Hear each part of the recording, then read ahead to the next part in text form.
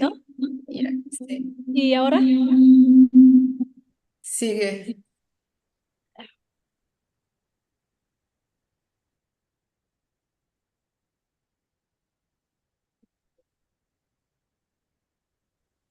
Está bien. Muchas gracias. Gracias.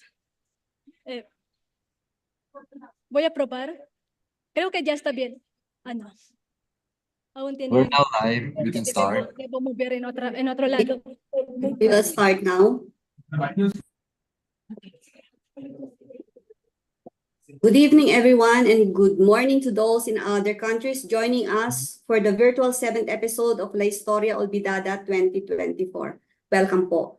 To our first-time attendees, it is a virtual colloquium series on the historical, cultural, and diplomatic ties between the Philippines and Mexico, organized by the Philippine Embassy in Mexico in partnership with the Department of History of the University of the Philippines, El Colegio de San Luis, and the Philippine-Mexico Studies Program of La Universidad Nacional Autónoma de México. Reminders. Before we start, here are some reminders to our attendees. Video cameras and microphones of attendees on Zoom should be disabled throughout the program and presentation. During the open forum, you may ask questions or comment. You can state or write your question in the Q&A or chat box. Attendees are invited to fill out the evaluation forms, which will be posted in the chat box at the end of the session. The evaluation forms will be the basis for the issuance of certificates of participation. Thank you. At this point, I would like to call on our Second Secretary and Consul, Ralph Giroldan, to deliver the welcome remarks. Good evening. Good morning to all our participants present in this event, including those who are joining us via our YouTube channel. On behalf of the Philippine Embassy of the Philippines in Mexico, allow me to express my deepest appreciation to our distinguished guest speakers for the 7th episode of La Historia Olvidada, Filipinas-México 2024. Dr. Cristel Obispado, Assistant Professor, Department of History, University of the Philippines, Diliman, and Dr. Carolina Rocha de Cunha of the Escuela Nacional de Administración Pública in Brazil. They will discuss the centralized perspectives on commercial and cultural encounters between Asia, Iberoamerica, and Europe from the 16th to the 18th century, emphasizing the Philippine-Mexico perspective. This is part of the book Sincronias Barrocas, siglos XVI, XVIII, agentes, textos y objetos entre Iberoamérica, Asia y Europa, that was launched here at the embassy in Mexico just a few minutes ago. Yes, in fact, this was the book that was launched. They will discuss I would also like to extend my appreciation to our partners for the virtual colloquium series, especially to Dr. Cristel Obispado of the University of the Philippines, Diliman, who is our main sponsor for the guest speaker of this episode. This initiative with the University of the Philippines, Diliman, El Colegio de San Luis, and the Philippine-Mexico Studies Program based at the Universidad Nacional Autónoma de Mexico started in October last year with the aim to highlight pivotal events and contexts that have shaped engagements between the Philippines and Mexico, spanning from the 16th century to the contemporary period. Likewise, this meant to elevate scholarly, diplomatic, and cultural exchanges between the Philippines and Mexico and to understand the role of Manila Acapulco galleons in shaping relations and pioneering global trade. Without further ado, I would like to welcome you all to the 7th episode of La Historia Olvidada Filipinas-México 2024. Thank you very much. Maraming salamat po. Muchas gracias a todos. Mabuhay. Thank you so much, Consul Ralph. Before we proceed, the Philippine Embassy is delighted to recognize and extend its gratitude to the following individuals in no particular order. Estimada Claudia Salinas Rodriguez, Secretaria de Cultura, Jennifer Garcia Torres, Philippine Embassy in Hanoi, Michelle Bo Canaan, Philippine Embassy in Beirut, Alexander Jesus Torres Iriarte, Embajada de Venezuela en Mexico, Abogado Andres Mauricio Cuevas Torres, Toluca, Mexico, Jens Noriel C. Cubos, Philippine Embassy in Tokyo, Jose Ruben Ruiz Esparza Velarde, Representación del Estado de SLP en la Ciudad de México, Dr. Jorge Bayona, El Colegio de México, Ricardo Misael Medina Galvan, El Colegio de México, and Lorena Figueroa Reza, Gobierno de Tamaulipas. To continue, now I would like to call on our first speaker, Dr. Cristel Obispado. Dr. Obispado is an associate professor or history at the University of the Philippine Diliman. She earned her PhD in history from El Colegio de Mexico in 2021. She has served as a co-editor for book series, publications at the University Pablo de Olavide in Sevilla, including Universo, Barroco, Ibero-Americana.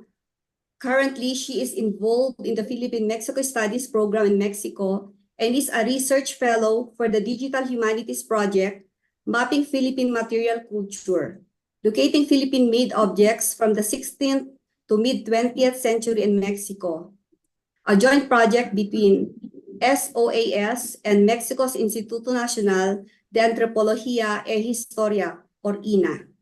Furthermore, this year marks the launch of the first 2 volumes of Galleons and Social Control in the Spanish Empire, a book series she has spearheaded in collaboration with the National Historical Commission of the Philippines, NHCP. Let us welcome Dr. Cristel Obispado. Thank you so much, Ma'am Jong. To everyone present here, presential, online, good afternoon and good morning. The Philippine Embassy in Mexico, in partnership with University of the Philippines, El Colegio de San Luis, the Philippine-Mexico Studies Program, and La Universidad Nacional Autónoma de Mexico, via its project, La Historia Olvidada, has been a crucial venue since 2023 to provide monthly free lectures regarding Philippines-Mexico relations, especially from the 16th century to the present period. We are overwhelmed by the continuous support of scholars from Spain, Mexico, and the Philippines to present their studies to our regular participants. The majority of our Zoom attendees are Filipino teachers and students from Cordillera to Mindanao regions, and not just from Metro Manila. This is important for us, especially since we're still raising awareness of our connections with Latin America, which should go beyond the galleon trade. As a long-term goal, we hope our attendees can continue nurturing their interest in the topic and eventually teach or research about it. As part of this initiative, we are officially launching, well, actually 15 minutes ago, we officially launched here in the embassy, the book Sincronías Barrocas, Agentes, Objetos y Textos entre Iberoamérica, Asia y Europa. It is free and accessible online if you want to consult it. 3 articles are in English and the rest are in Spanish. In October, as mentioned by Ma'am Jong, the National Historical Commission of the Philippines will launch a book series containing transcribed and translated archival materials from Mexican archives. The book series will also be available online for free access. In December, Dr. Maria Sanchez, our invited lecturer for Historia Olvidada, will discuss our project with INA and SOAS, and we hope to include in the latter's online inventory of Philippine material culture, those found in Mexican museums, archives, and other collections. With these continued efforts, we genuinely hope more research will be done regarding our shared connection, not just with Mexico, but Latin America. Our book is not just a labor of scholarship, but also of generosity and hard work of all the people involved from its call to publication. We would like to thank Dr. Fernando Quiles of the Universidad de Pablo Olavide of Sevilla and Roma Tre Press of Italia for publishing the book. We encourage you to check their peer-reviewed publications, which they made accessible to everyone, including our book. We thank the book authors, Cuauhtemoc Villamar, Carolina Da Cunha, Marina Telles, Maricruz Pisa, Emmanuel Flores, Jelly Galang, Berta Pascasio, Kirby Alvarez, and my co-editor, Daniel Orizaga. Dr. Villamar and Maestra Pisa, if you've been attending regularly this lecture, their chapters, they presented their chapters in previous sessions of La Historia Olvidada. And today, Dr. Da Cunha will give her lecture on her chapter. Finally, we extend our heartfelt gratitude to the reviewers who generously accepted our invitation to collaborate and share their expertise. In particular, we would like to thank those who are in attendance today in the embassy, Doña Teresita Angsi and Professor Emeritus Enrique Gonzalez. I think I just saw him arrive. When we initiated the call for publication in mid-2022, we were emerging from the pandemic. But we immediately established a constant dialogue with over 40 individuals from Latin America, Asia, Europe, and North America. Our book project is not just a contribution to the ongoing conversation on redefining the Pacific as a polycentric global space, but as a departure from traditional interpretations that view it as a Spanish lake. We hope to offer a globalized perspective on the economic and cultural contacts between Asia, Ibero-America, and Europe from the 16th to the 18th centuries, with a particular emphasis on trans-Pacific views, which are often overlooked in studies of the Spanish Empire.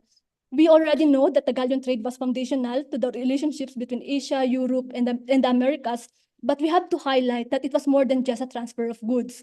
As our authors mentioned, the introduction of new crops, the arrival of Asian and African immigrants to American lands, the exchange of popular arts, and the adaptation of taste to new products from both sides of the ocean led to significant cultural and social transformations of peoples, both elites and indigenous in the Pacific. The first 3 chapters, written by Villamar, Dacuna, and Orizaga, examine the ideologies and strategies pursued by the Iberian crowns to forge new spiritual and commercial ties to consolidate their empires. However, as a departure from traditional historiography, their discussions are not confined to rulers and elites. Instead, they examine the complex nature of events, such as conquest and diplomatic negotiation, to offer a more holistic approach to the forces at play during the historic time. In the subsequent 3 chapters, Telles, Obispado, and Pisa embark on gastronomic voyages that traverse Iberia, Spanish America, and Asia. Each is motivated by distinct purposes ranging from saving the Spanish monarchy to feeding the king, sailors, and soldiers. Flores and Galang seek to illuminate the networks that facilitated the flow of resources and manpower to the Spanish Pacific in the 17th and 18th centuries, while undergoing its significance of the provincial communities such as the Poblanos and Sangleyes in the broader trans-Pacific context. Finally, Pascasio and Alvarez explored the cases of perceived peripheral ideas, examining the process of knowledge circulation with this context and its impact on shaping local realities. And now to introduce the chapter written by Doctora Carolina Cunha, let me introduce our speaker.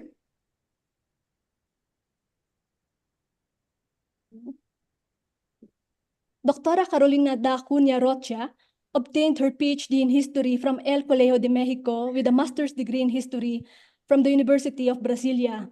She received an honorable mention for the George Hellman Award, Ceja, Portugal, Spain, for the best doctoral thesis in rural history 2023 for her work titled Cultivating the State, Sowing Progress, the Ministry of Agriculture and the Formation of Brazil's Agrarian Technocracy from 1930 to 1955. She has served as a professor and researcher in various Brazilian government institutions and has participated in different projects in Europe, Mexico, and South America. Her research interests include a multidisciplinary approach to social history, Latin American history, Brazilian history, and the history of foreign relations. Okay. Let's all welcome Doctora Carolina da Cunha, my friend and colleague. Hello.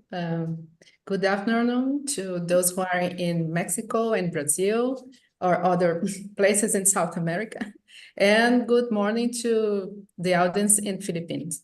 I'm really glad to be here tonight. I want to thank the Embassy of Philippines in Mexico, represented by Ambassador Lilibeth Diapera, the Consul Ralph Holden, the Vice-Consul Marisa Winkler, and also thanks to Enreda's Director Fernando Quiles and all the team of organizers of this event tonight.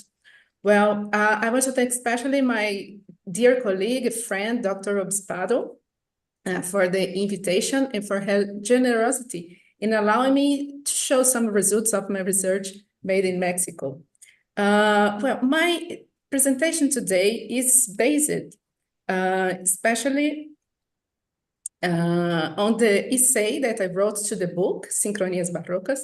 And my chapter is about, the title is From Globetrotters to Cultural Mediators, Masters of Movement on the Trans-Pacific Route. I forgot to start the slides. Sorry, let me share my screen. All right. I can't, apparently I can't share my screen from here. I think you have to show my PowerPoint because I'm disabled here. Okay. Ma'am Chong, can you let me share her presentation? Yes, Can because you make me your co-host so I can share her presentation? Okay.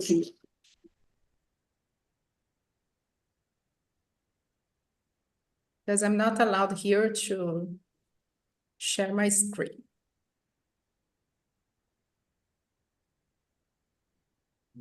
Sorry, I can.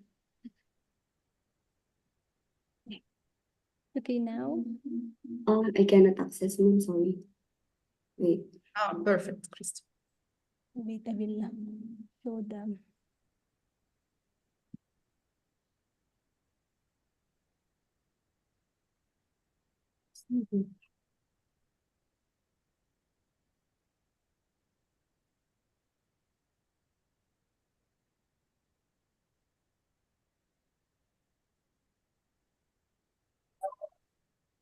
Well, I will speak.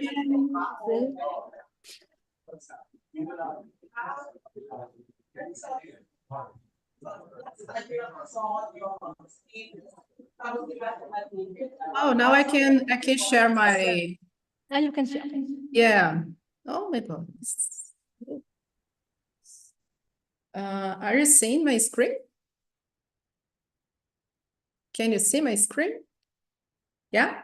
All right. So just a second. Okay, much better now. Let's go. My presentation today is about this essay that I wrote to the book, Sincronias Barrocas. And what I want to show here tonight, or today in the morning, is I want to demonstrate the importance of passeurs culturels, the cultural mediators, as characters who intertwined knowledge and objects and who actively contributed to the construction of a geographical imaginary about the Pacific throughout the 16th and 16th century. Well, the first part of my presentation is I focus on the conquest of the Iberian Cross in China, Japan, and Philippines, integrate Portuguese and Latin America historiography. As we are talking today about forgotten histories, I will talk a little bit about the Portuguese influence, presence in the region, especially related to Philippines. I think it's important to bring here this idea tonight. Well, the second part, I will talk about the concept of cultural mediators, the profiles, the characteristics, and etc. And the third part, I will talk about the idea of marvelous in first travel histories about the Pacific and the construction of a geographical imaginary about the Pacific. And to finish, I'll show some micro stories of these agents trying to focus on the art of traveling itself. Well, let's start. Pacific as an expanded geography at 16th century.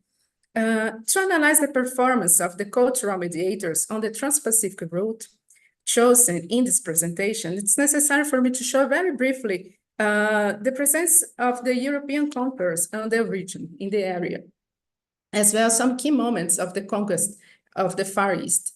It's known that the desire for the conquest of the Pacific by the Iberian monarchies was ancient. In general, it's common to identify in historiography the many motivations of Iberian crowns for this domination, with religions, military, or commercial factors being the most prominent, or including strategic territories for the expansion of wealth.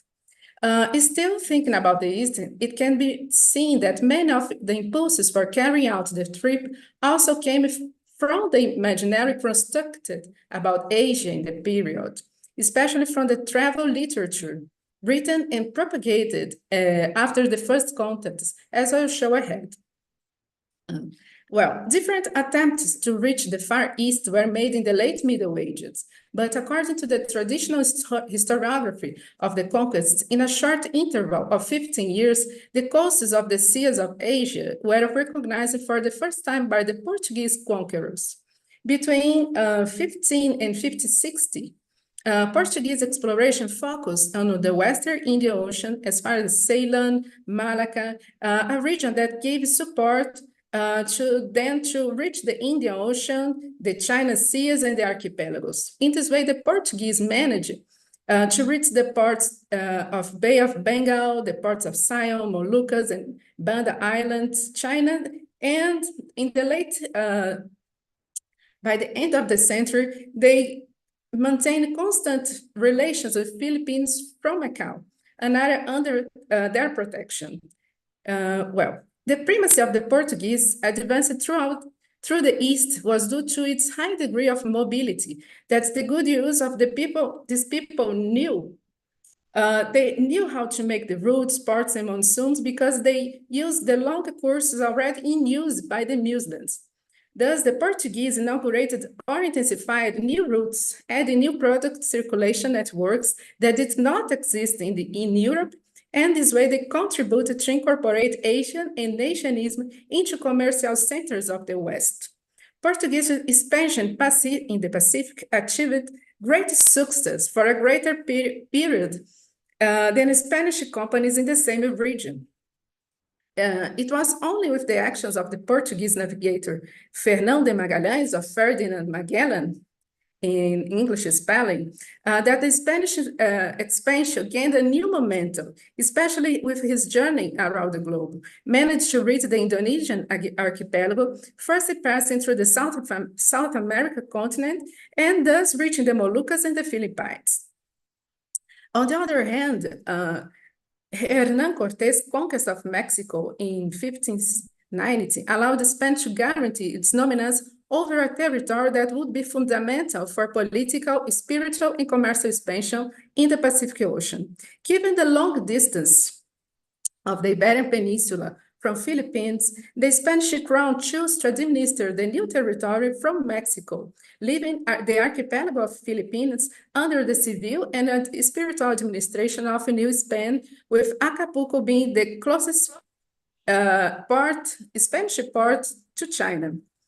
However, it will be much more than 40 years until the Spanish achieved successfully a round trip between Philippines Islands and New Spain. It's important to affirm that it was only possible after the use of Portuguese cartographic heritage, maps that contain the records of the islands of the North Philippines, just as Luzon. So, let me... Are you still seeing my... Here is a box about the moment of the conquest. Show a little bit the Carolina? Hello? You are not seeing my... We can't see your PowerPoint. Oh. Okay, we can... okay, I understand what happens. Wait, we will try to share your presentation. Yeah, sorry. Okay, I think... Okay. Yeah. Yes, that's the box. This box wants to show this moment of the different... Are you seeing now? Yeah. All right. Can I go on? Yes, please. Yeah. All right. So it's important to note that Legazpi reached the Philippines in 1565, trying to reach Japan. That was a place not under the protection of the Portuguese. So it was possible to do the return trip to the Philippine archipelago using the Portuguese knowledge in the region. In the following years, Portuguese military actions in Philippines and regions of Cebu failed to expel the Spanish, who conquered the Philippines with some ease, occupied the islands of Luzon. So it's important to talk a little bit now specific about the Philippines, because the Philippines for 3 centuries was the largest and most important Asian territory for the Spanish Empire in Asia. So the Philippines were incorporated into the viceroyalty of New Spain and governed by its governor with legal and military power. The Philippines were seen as a strategic space in Asia in the face of the presence of other European crowns in the region. The Philippines intensified the evangelizing process in Asia, especially in China and Japan. Economically, a route was established between Acapulco and Manila that was navigated by galleons, the famous Manila galleon. Thus, the Philippines became a commercial entrepot for Asian merchandise, especially Chinese, and American products, especially silver. The Philippines, as the extreme margin of the Spanish Empire and the connection to more distant worlds, with the possibility of returning from Philippines to America, the history of Philippines within the Spanish Empire began. So new possibilities of communication, trading, war, and mission were open. The central role made by the Manila Galleon was to represent the only line of communication between New Spain, Spanish metropolis, and the government of the archipelago, giving new meaning to the concept of center and periphery, since the Philippine Islands represent a door to two worlds. So, in summary, it's important to say that the traditional historiography of the conquest treated this moment as a linear and evolutionary process for years.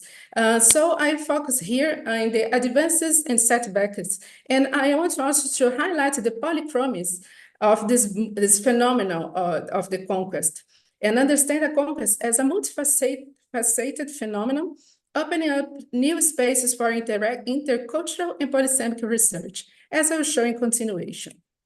So here is the caravela, the Portuguese caravela. It was a smaller and faster vessel, in contrast to the Spanish galleon. It was a bigger ship made to cargo transportation and with military function.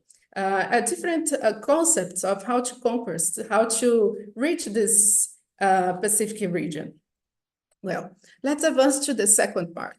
Who are these cultural mediators? Let's understand a little bit the importance of these agents. In summary, Trans-Pacific route was both an area of disputes as well as space of coordination and interaction, a geography where new and old knowledge, practices, and epistemologies intersected.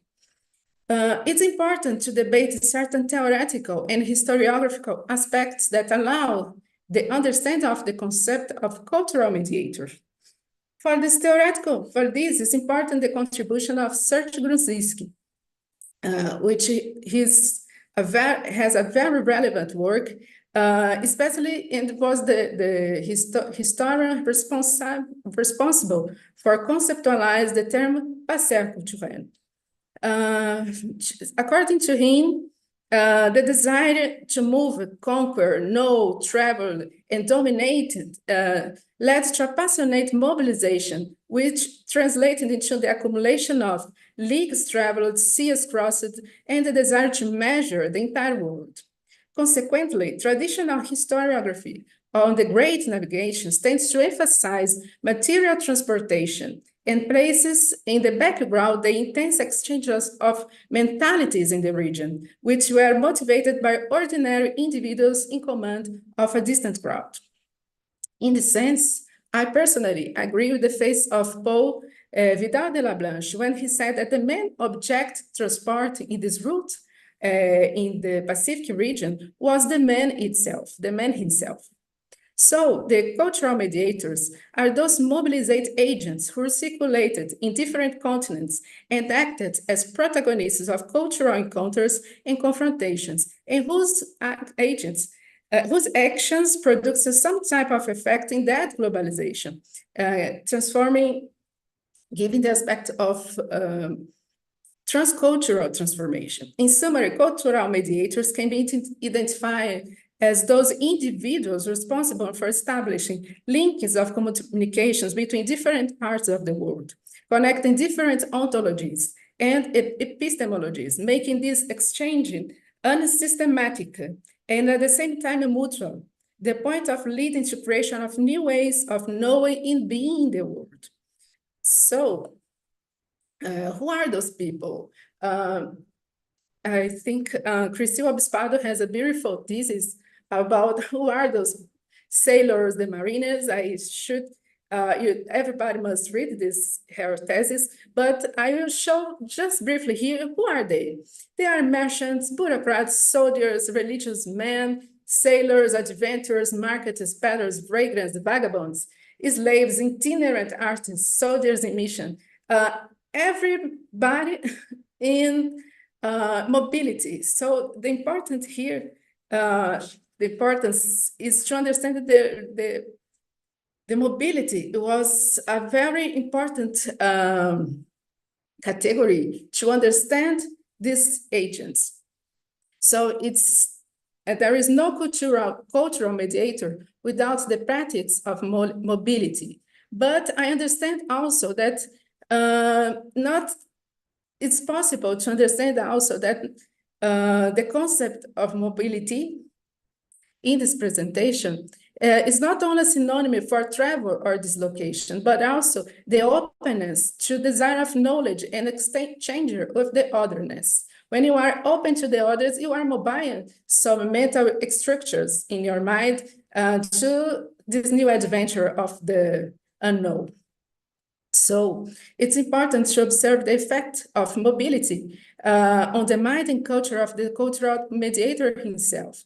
That is, the idea of transculturation, which focuses on dual nature of his type of knowledge, since the mediator not only transforms, but also undergoes a transformation for the cultural encounter. So, in this sense, the combination of a mobile individual with the power of influence may result in a type of cultural contamination capable of changing the reality of a group, as well as conditioning the very dynamics of the passage. Rafael Moro identifies other factors that explain the reason why people travel. Are not only economic reasons why the people at this time traveled. Moro says that the desire for solitude or the impossibility of settling a base was a reason. A lack of a place in the social structure that leads the individual to experience movement. Identification with a parallel micro-society.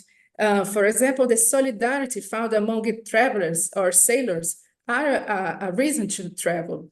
The strategic function exercised by the meeting place, and also the image of freedom, in the sense that the traveler can leave at any moment, as well as abandon their own identity, the community of origin, and their self-referential horizon.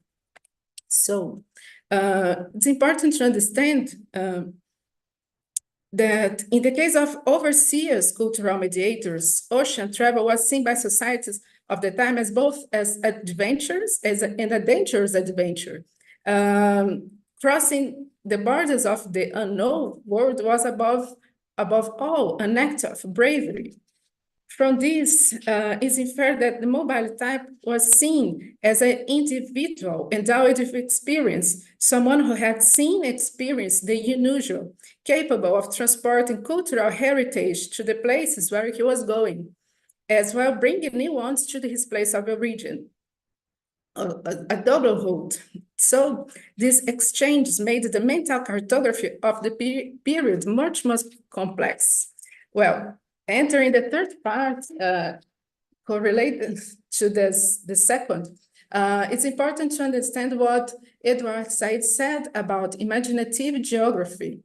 The travel literature of this time, of the great navigations, they are based in nautical guides, logbooks, testimonies, books, letters. There was a literary arsenal that invaded the Iberian Peninsula in the period, contributing to the formation and the propagation of this imaginative geography.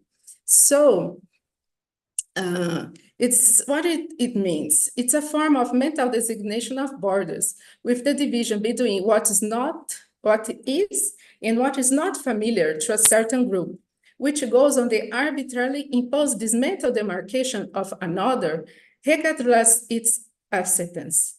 So at the time of the great navigations, can be said that this society is still related to the natural world in a magical way. The marvelous understood here is a taste for the new, a taste for the extraordinary, something that surprises because it does not belong to the ordinary course of things. It was thinking about the universe of the first contacts and trips outside Europe. It was common to hear legends about places of infinite supply, such as the Preste João, Seven Cities, Rica de Oro, Rica de Plata, imaginary places that are really related to the medieval mentality of the time. So for Said, Edward Said, such testimonies or fantastic narratives are part of this imaginative geography of the region, which is above all a historiography construction. Asia, for example, was seen as a place of Romanesque episodes, strange beings, enchanted landscapes, and the space for extraordinary experiences. While the Eastern individual was seen as exotic, inferior, mysterious, or a figure to be dominated. For this reason, the ideas from the East brought by cultural mediators to the Iberian Peninsula acted as a kind of cultural contamination, imprinting on the individual of the period new and fantastic ideas about the unknown lands. Here I show some it's important to say that some of the first travel stories was obviously written by the Portuguese, the first people to reach the Asian, the Pacific Asian. The Portuguese maritime expansion, due its pioneer, created a literary arsenal that represented a culture with an empirical behavioral aspect, which throughout the 16th century gained intellectual and discursive consistency, make the stories of Portuguese cultural mediators being translated and published in the most European languages and cities. Here I show the Peregrinação, a book written by Fernão Mendes Pinto in 1580. He was a vagabond. He was not a sailor, not a merchant. He, in fact, was trying to escape from the Europe. He doesn't explain why he was trying to escape to Asia, but he is called the Marco Polo of Portugal because this book, Peregrinação, in Portuguese, or peregrination, talks about different places, legends of an Asia, very imaginative, very fantastic. For example, let me see, when he's talking about, he talks about his history is like a fiction about East, selling this image of fantastic animals and places. And this book was very translated in many different languages, especially in Spanish language, and gained was very read and disseminated throughout Europe. Another important Portuguese poet was Luís Vaz de Camões, a military and poet who has been in Macau, and he wrote the most important poem about the Portuguese civilization, which is the Os Lusíadas, or the Lusíadas, and we can see in some parts of his poems that he talks a lot about silver, silk, and it's I bring here tonight a little extract of this poem, of his poem, that he talks about the important why it's so important to travel to this region, because Japan, we can find silver, China, you can find silk. So this imaginary that reached and crossed all the Europe. In this way, it can be inferred that much of the Spanish search for the new territories in the Pacific can also be attributed to the geographic imaginary of the region produced by the Portuguese and propagated throughout Europe. Well, I try to be very fast because I know I passed my time here, but I will focus now just in micro histories about some travelers, the cultural mediators that it's important to know, importance to know that the legacy they gave us to the humanity in terms of diaries and reports about the region. Seeking to understand the dynamics of the movement itself, this section will focus on the way in which the process of traveling was materialized in travel diaries, representing much more than just a type of literary activity, since it was a kind of guarantee of legitimacy of the movement of the traveler, about what he lived, about what he experienced. The descriptions made on board the ships at the very moment of the experience emerge as privileged testimonies about the Trans-Pacific routes, allowing us to glimpse both the daily life at sea, the enchantment present in the art of travel. So I will talk about the two Italian travelers in the Pacific. One is Antonio Pigafetta, and other is Gemelli Carreri, agents which literature are very emblematic about the adventures of the waters, in the waters of the Pacific. Well, Antonio Pigafetta was a chronicler of voyage, a navigator. He traveled with Ferdinand Magellan around the world, and he wrote a book called First Voyage Around the Globe in 1522, more or less. And his writings show the medieval rationality of the time. His diaries show a sea made of enchanted people, mystic encounters, and the otherness shown in his books are very magical. It's we are talking, for example, let me see, when he talks about the Philippine inhabitants that he found in his travel. The inhabitants of the islands, they have so big holes in the ears. At the end, the ears of the Philippine people that he found in the trip were so elongated that you could put your arm through the holes. This is very small, briefly, except just to show that how imaginative was his mind. In the other hand, we have Gemelli Carreri, who was extremely rich and was a lawyer and someone who traveled in the Manila Galleon, but he traveled just in the beginning of the 17th century. Now he has, we are talking about someone who has a much more scientific rationality. He doesn't see the sea as the magical as as Antonio Pigafetta. The sea is a place to be understanding, analyzed, comprehended.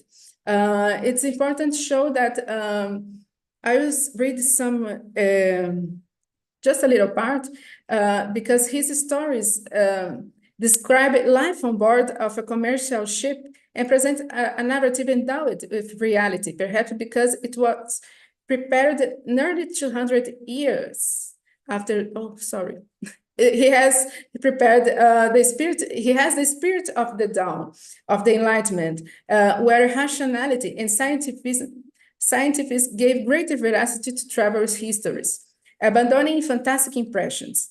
For example, when the sailors saw a bird appearing in the middle of nowhere, in the middle of the ocean, between the route of Manila to Acapulco, the sailors think that the bird was bringing the message that they found the Oro Rica de Plata, all the legends islands that sailors believe that existed places of infinite supply of food or gold. And Carrel said, no, it's just legends. It doesn't exist. The sailors are tired of being in the boat and something like that. I think I have passed a little bit, much more my time. My presentation was a little bit larger, but what I want to say to finish my presentation is that geographical crossing represents also cultural crossing. Here we see some sculptures made who show the syncretism between spirituality. For example, we have a Brazilian sculpture that never traveled to Pacific Ocean, has never been the Asian, but who created a sculpture of a biblical prophet with Asian eyes, let's say. So as a final reflection, what I want to show with my presentation, that it's possible to affirm that this process of globalization engendered a new world made of mixtures and mutual interferences, leaving multifaceted traces in the spaces and territories reached, not being possible to think only in terms of transposition or imposition of one cultural model on another, but more on transversal cultural dialogues that crosses all spheres and knowledge and human life. The cultural mediators on the Trans-Pacific route can be seen as wild cards of globalization, masters of movement, capable of moving through the four parts of the world, establishing links of communications between different civilizations, interweaving mental universes, and breaking the borders of the known. So thank you so much for your attention. Now I hope to hear your questions. Thanks so much. Great. Thank you. Thank you so much, Dr. Carolina Dacunya, for that excellent presentation. If you want to read her book chapter, I am sending the link. I've sent the link via the chat messages. So you can access the book there, including her chapter. We will now go to the floor is now open for your questions. You can raise your hand and state your name and institution. You can also write your question in the Q&A or chat box. No, if there's anyone who would like to ask question. Okay, we receive questions from those who registered. Maybe we can read some of it while others are thinking what to ask. So let's read some of the questions given beforehand. Yes, I can see. Doctora Caro. Okay. Portugal was an introduction to European history in the Philippines because of Magellan's supposedly discovery of the Philippines. We are just curious if the Philippines ever appeared in basic education of Portuguese or Brazilian education. Okay, I will answer just one. Just one. It's a very interesting question because as I was doing my research to the book, I found very few works about the relations between Portuguese and Philippines or Brazil and Philippines.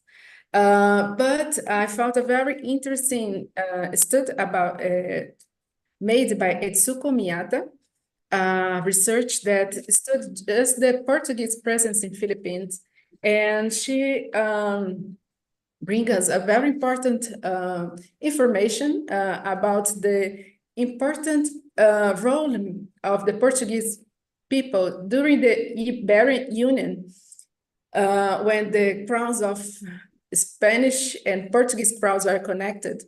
That in that period of time, it was very common that the although Portugal maintained its administrative independence and the Spanish respected the agreement of the first decades of the regime in the Iberian Union, it was very common for Spanish and Portuguese merchants to disobey the legislation that prevented Spanish to trade with China or Portuguese trade with Philippines. So this researcher, she researched about, Tsukumiata research about this moment of the Iberian Union, the presence of Portuguese in the Manila galleon. She finds that it was during this time, it was the most profitable business between Macau, which was a Portuguese area, between Macau, Manila, and Acapulco. The Portuguese were central part and important merchants that was behind this connection, behind this commercial, how can I say, they were really involved in the Manila trade. So Portuguese were pioneers in her view. Pioneers, as the Portuguese were pioneers in the region, they could merchant much more easily than the Spanish at the time. It's her opinion. But talking about Brazilian reality, I think now we are in a very good moment because our student books are trying to show diversity and are trying to connect different worlds. So Magellan is very studied in Brazil and Portugal, and we can learn a little bit about Philippines, but I think this connection must be incentivized, must be boosted by our governors and our education system. Thank you, Dr. Dacunha. Ricardo Pinzon has this comment, a very enlightening presentation, and it enriches all our current researches. Millions of Mexicans have Portuguese and Filipino genes. He's working on I think genetic legacy, no, of the galleon trade. So Ricardo Pinzon is sending his congratulations. Then there's another question from Nix. Were the Sanglays directly involved in the galleon trade in some ways?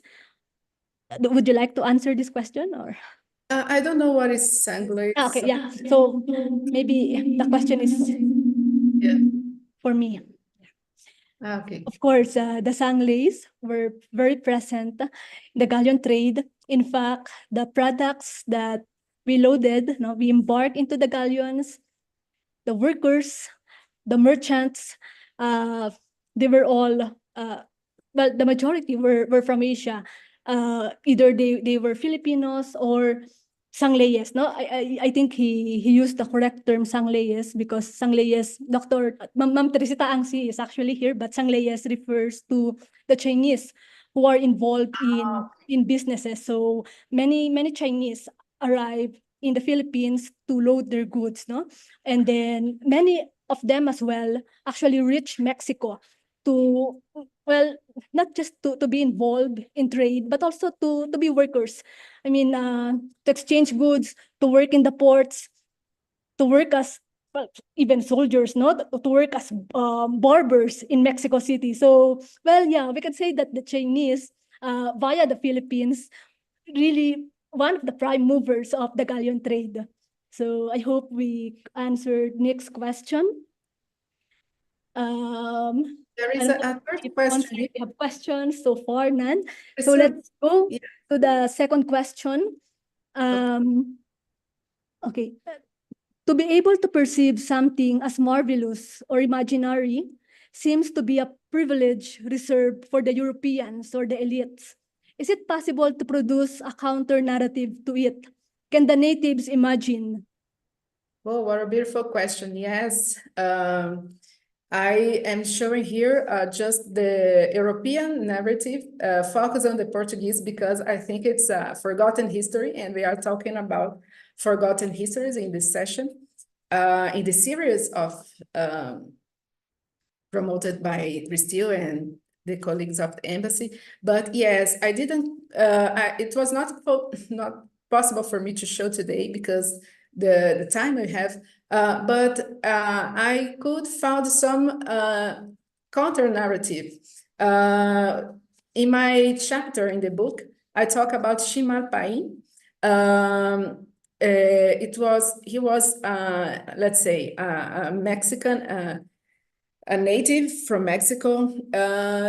He didn't travel, but as I told in my presentation, I understand the cultural mediators as someone who is open to the otherness. Chimal Paim didn't travel, but he could make a report about the first Japanese delegation that came to Mexico.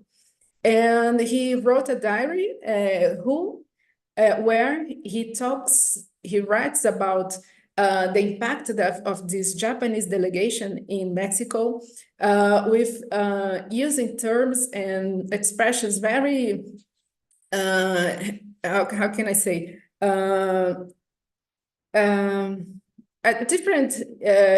using different expressions of the colonizers. He used some words that could be more usual, not complex, let's say.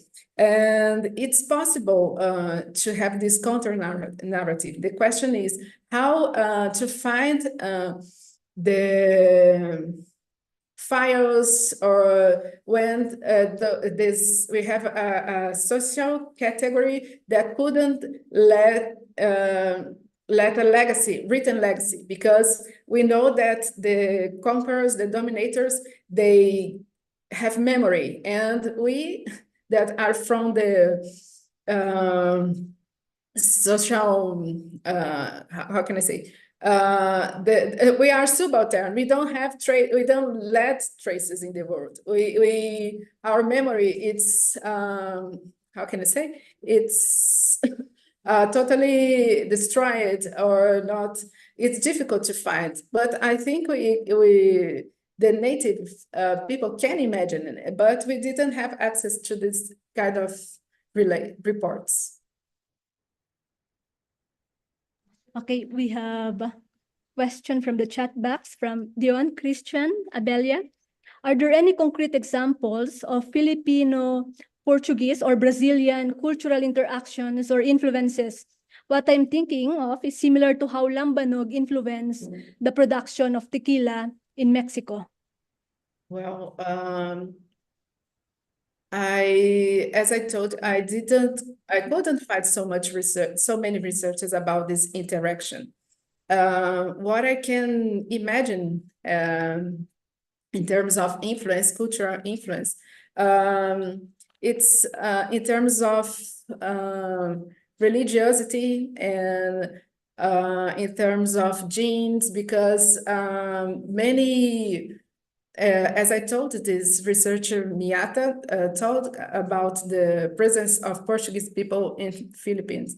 I think we must, it's an open area of investigation. We must, how can I say, we must boost some investigations about this relationship, because it's a forgotten history. And I think it's an open field to new researchers to understand these cultural connections between Filipino and Portuguese people. I can talk about Brazil and Filipinos today in contemporary times, but not in that time. We have very few legacy in terms.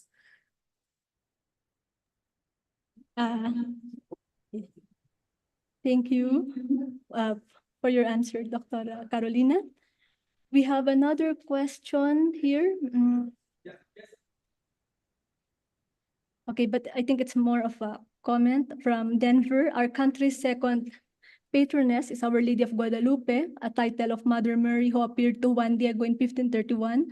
Are there any records that the Mexicans propagate the devotion during the trades and mission?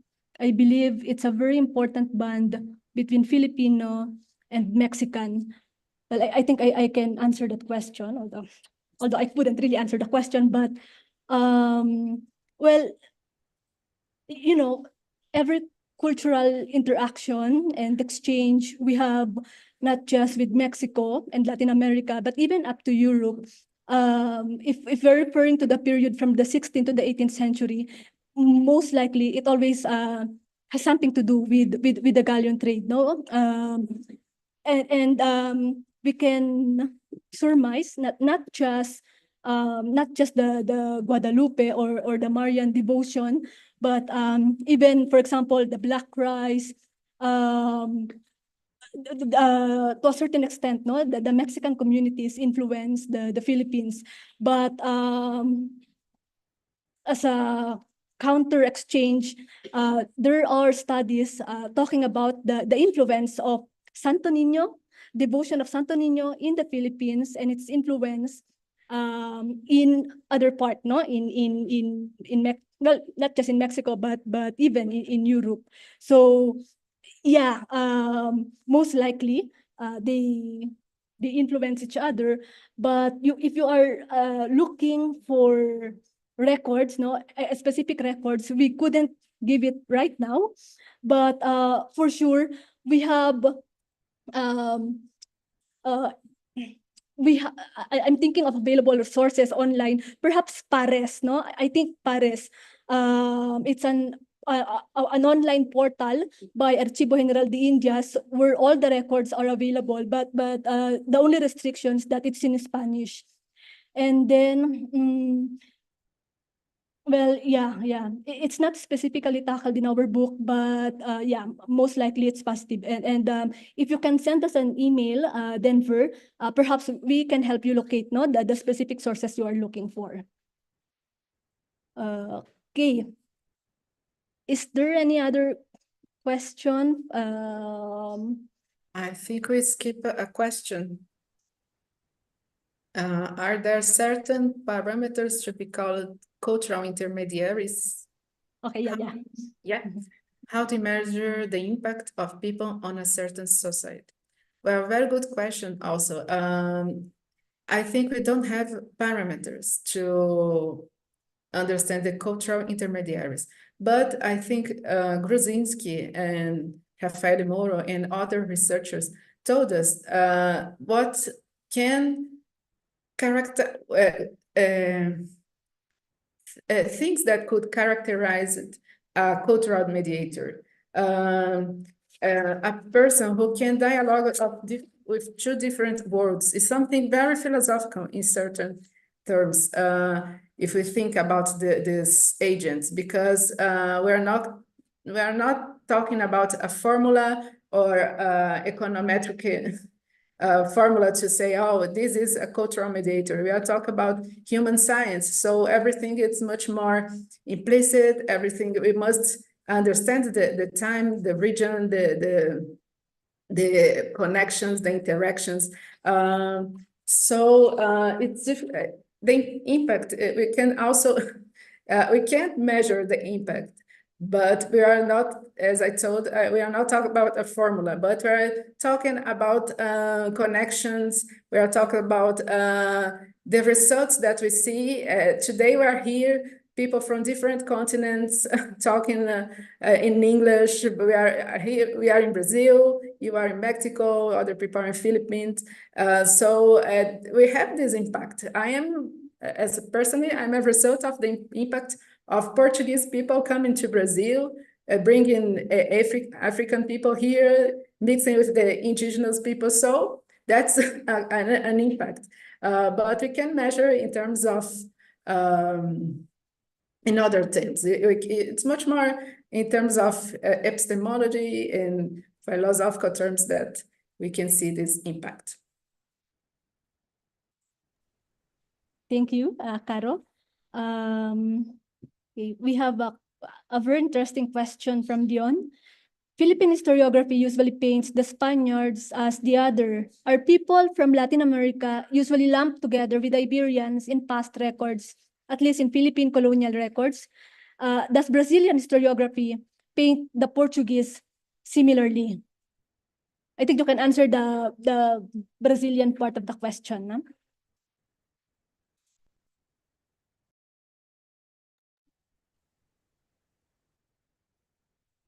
Yes and no. Portuguese people, in the classic historiography of Brazil, Portuguese was seen as a group of people who bring industry and progress to a vast region of the world where being civilized. But the new historiography are trying to show different aspects of the conquest, trying to show that who are these Portuguese sailors, who are what they bring to us. Yes, in certain way, now we are seeing the Portuguese as the other when we think about the encounter, because we talk about two different epistemologies, the native people from Brazil and then the Portuguese civilization. So we have the meeting of two different groups in a vast space as Brazil. But I think we are much more, we don't see the Spanish, we don't see the Portuguese maybe as the Philippine historiography as the other. I think we are much more integrated in terms of acceptance and in terms of how can I say, we are much more,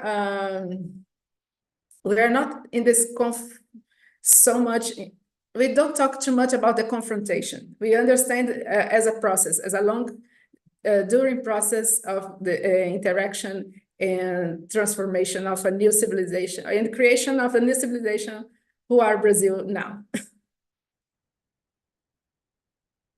Okay, for the last question, okay, are there a lot of records left in the Brazilian and Portuguese archives about the Philippine Latin American trade? If not, how much of these are left? Okay,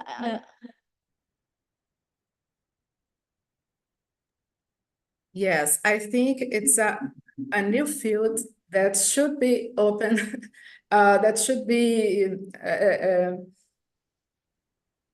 I think we must dig in these archives. We must go in search because Portugal has now many scholarships to study the archives in Lisbon archives and something like that. It's a history that must be told, not forgotten, because I think after that I read the work of Etsuko Miyata, I made me the same questions. Where are these archives? Where can I find something about the Portuguese presence in Philippines? Why we talk about the Spanish presence in Philippines? Of course, because it was the conquerors, the most important part of Spanish part in Asia. But we must dig a little bit. We must do a great work of research to understand who are the others in the place, because I knew that many converted Jews were essential agents in the Philippines trade between Macau and Manila. These Jews are mainly Portuguese people. So at the time I'm talking. So it's important for the new researchers, it's important to go to Portugal. I think we have this mission to find the forgotten histories that we are talking about tonight. yeah, I agree. Caro. I think we still have a lot of works to do, but we've started it already in Mexico. We'll go next to Peru, no, with Dr. Jorge Bayona, and Brazil with you. Then Okay, yeah. the rest of Latin American countries. So yeah, we have to continue working and researching for a deeper interaction, no, and dialogue between not just the Philippines, but I think Southeast Asia and Yes. Latin American region. Yes, So I think the think history, just a second. I think the history of Philippines is much more multifaceted than we think, because we only have the mainstream historiography, the Spanish after the American, but we have other agents in the same region that must be studied, investigated, and I think it's an open field. Yeah, I agree. Thank you so much, Caro. Now, I think we'll have our photo ops. Yes. Our photo ops. Yeah, yes. Before we wrap up, may I kindly request everyone to turn on their cameras for a group photo. Okay.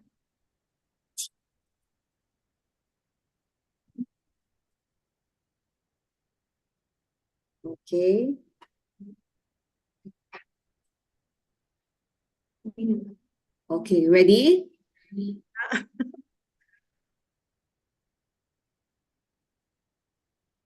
Can you open, please, your cameras?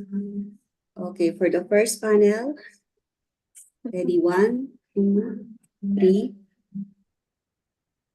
Next. It's not open. Okay, ready? For the next panel. 1, 2, 3. That's all. Okay.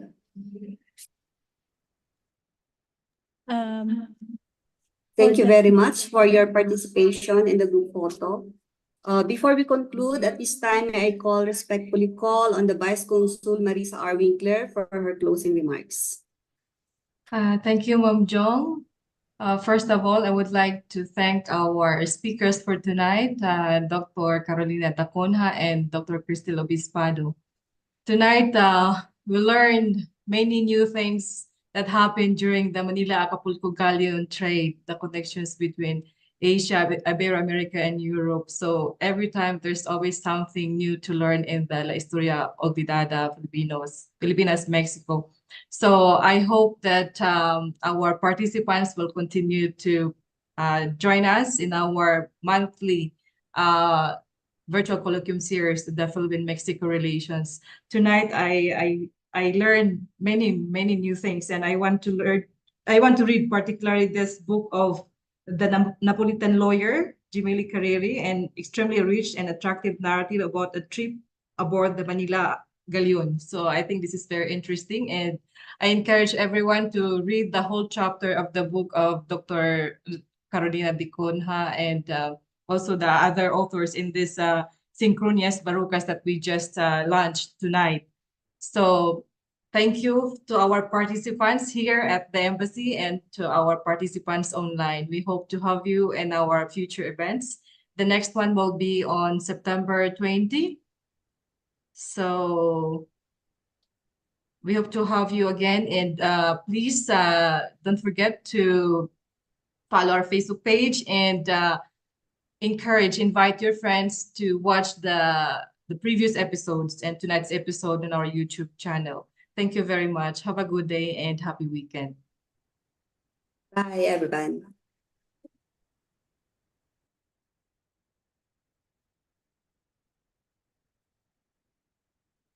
Thank you, Dr. Carolina. Oh, thank you so much for inviting me. And I was very pleased to be here tonight. Thank you so much. Thank you. Have a good Bye-bye, night. Cristel.